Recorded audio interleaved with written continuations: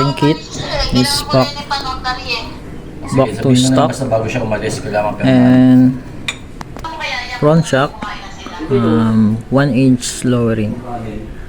Ito lang yung natira namin. Dun sa likod is na binalik ko na ng stock at tinanggal ko tong lowering kit. So yun guys, thank you for watching.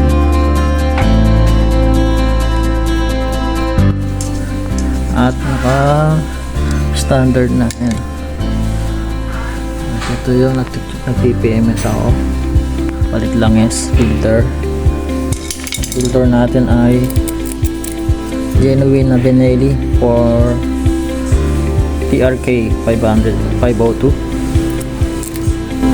and recommended na lang is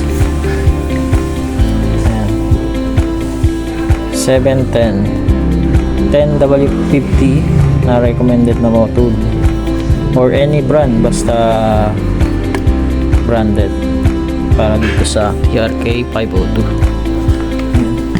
Bali 3 litro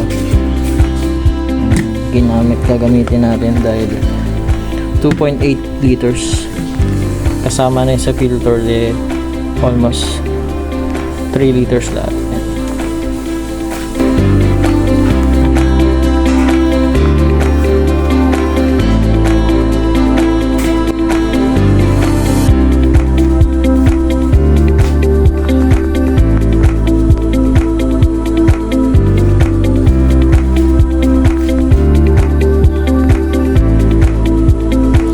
New cover, seat cover from Boss B,